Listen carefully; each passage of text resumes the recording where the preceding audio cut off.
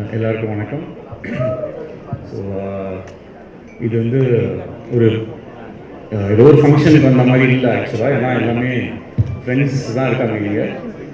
மெயினாக பிரதீப், அஸ்வத் மேமே எனக்கு ரொம்ப ரொம்ப வருஷமாக தெரியும். அண்ட் இங்கே இருக்கக்கூடிய எல்லாருக்குமே வந்து ஃபர்ஸ்ட் ஆஃப் ஆல் வணக்கம். சாரி, அவ்வளோவா ஃப்ளோவில் வராது, ஸோ அட்ஜஸ்ட் பண்ணணும். பிரதீப் கூட நான் ஒர்க் பண்ணிருக்கேன். நாங்களும் ஒரு படம் பண்ணிட்டுருக்கோம். ஸோ நான் முதல்ல முன்னாடியே ஒரு ஷார்ட் ஃபிலிம் இந்த மாதிரி டைம்ஸ்லேயே வந்து பார்த்துருக்கேன் நிறையா. அப்புறம் கோமாளி ஆகட்டும், அதுக்கு அடுத்த ஃபில்ம் ஆகட்டும் எல்லாமே பார்த்துருக்கேன். பட் நான் அவர்கிட்ட வந்து ப்ரொஃபஷ்னலாக பேசணுன்ற ஒரு சுச்சுவேஷன் வந்த ஒரு டைம் வந்து என் லைஃபோட ரொம்ப ரொம்ப ஒரு லோ ஃபேஸ் அப்படின்னு சொல்லலாம். அந்த ஒரு டைமில் தான் வந்து நான் முதல்ல அவருக்கு வந்து கால் பண்ணி பேசினேன். அப்போ வந்து அவர் வந்து உடனே எனக்கு வந்து ஒரு மீட்டிங் கொடுத்து என் ஸ்கிரிப்டை கேட்டு அந்த நேரத்தில் நடந்தது தான் அந்த லவ் இன்சூரன்ஸ் கம்பெனியில் இருக்கும். அதுக்கு I'm grateful to you for this life time Pradeep.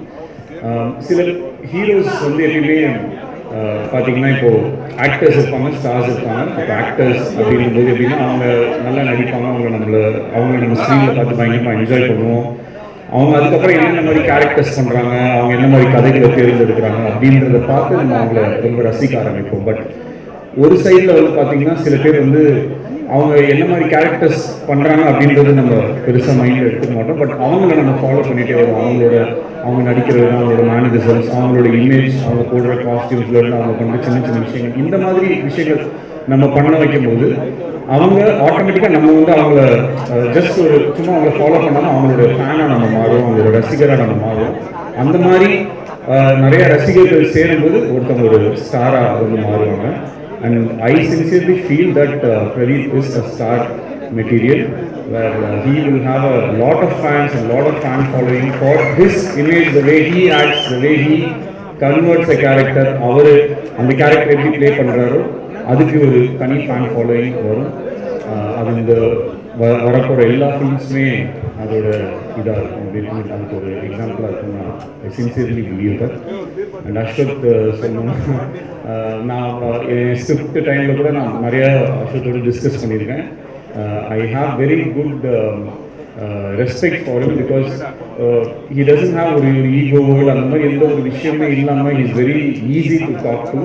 நான் சாங்ஸ் எழுதும்போது கூட ரொம்ப ஃபாஸ்ட்டாக டக்குன்னு வேலை முடிஞ்சிருச்சு.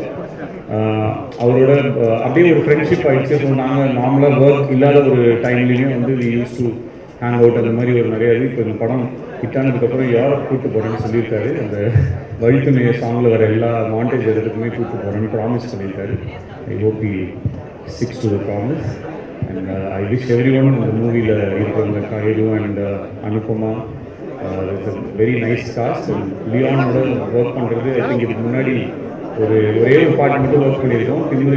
திமிரு காட்டாதுன்னு சொல்லி ஒரு சாங் ஒர்க் பண்ணியிருக்கோம். அந்த ஐ ஹாவ் வெரி ஃபாண்ட் மெமரிஸ் அந்த சாங். அப்போது நான் ஒரு வேர்ட் சொன்னால் ஒரு கடைசி வரைக்கும் அந்த வேர்டை வந்து வைக்கவே இல்லை. அட்லீஸ்ட் இப்போ வந்து இந்த பாட்டில் என்ன எதுவுமே என்னோட வேர்ட்ஸ் எதுவுமே சேஞ்ச் பண்ணாமல் அலோவ் பண்ணதுக்கு தேங்க்யூ ஸோ மச். அது என்ன வேர்டு சார்? இல்லை நான் சொன்னேன் அந்த திமிரு காட்டாதடின்னு இருந்துச்சு. நான் ஃபிலிம் காட்டாதடின்னு வச்சுக்கலாம். அது ஏன் திமிரு அந்த மாதிரிலாம் சொல்லிட்டுருப்பான் அப்படின்னு சொல்லிட்டு இப்படி ஃபிலிம் காட்டாதுன்னு சொல்லி இந்த மாதிரி ஒரு ஸ்டெப்பும் போட்டுக்கலாம் இல்லையான் அப்படின்னு சொன்னேன். ஓகே ப்ரோன்னு சொல்லிட்டு கடைசியில் ஆடியோ ரிலீஸில் தான் தெரிஞ்சு திமிரு காட்டாதுன்னு வச்சாங்கன்னு சொல்லிட்டு நான் திருப்பி எழுதும்போது ப்ரோ இந்த வாட்டி எந்த வேர்டும் மாற்ற மாட்டேங்குதுன்னா ஒரு நல்ல வேலை எதுவும் மாற்றலை. அப்புறம் லிரிக்ஸு இந்த படத்தில் லிரிக்ஸ் எழுதும்போது ஜென்ரலாக நான் பாட்டு லிரிக்ஸ் எழுதும்போது I write it from my heart. அது ஒரு மேனிஃபெஸ்டேஷன் மாதிரி நான் யோசிப்பேன். சில பாடல்களுக்கு வந்து ரொம்ப feel very close. For example ஒரு வாட்டி வந்து இன்சிடென்ட் என்னோட கோடாக்கோடி படம் டைமில் அதில் வந்து ஒரு சாங் இருக்கும். அது வந்து ஐயோ மாட்டிக்கிட்டே பாட்டு. அந்த பாட்டப்போ அந்த பாட்டு வந்து ஷூட்டிங் வந்து ஒரு வருஷம் ஆயிடுச்சு. அந்த படம் ஃபுல்லாகவே புரிஞ்சு சாங் வந்து ஏற்கனவே அப்போ சிங்கிள் அதை கட்டி கூப்பிட்டு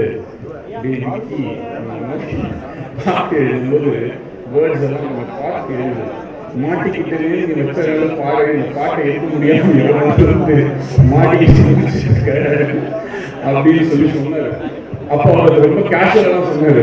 சரி அப்போ வந்து ஆனால் எனக்கு ரொம்ப இது, ஏன்னா நான் முதல்ல பாட்டு எழுத ஸ்டார்ட் பண்ணும்போது நல்லா தான் எழுதுறா அப்படின்னு அவர் தான் ஓகே அப்படின்னு சொன்னார்.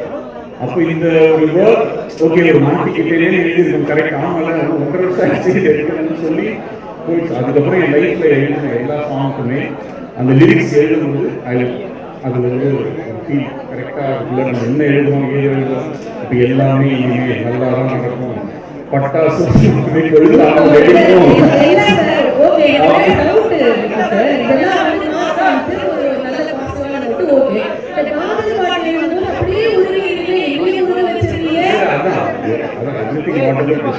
ஆக்சுவலா அந்த சாங் எல்லாமே பாட்டு எழுதுறதுக்கு முன்னாடி கையில் படமே கிடையாது.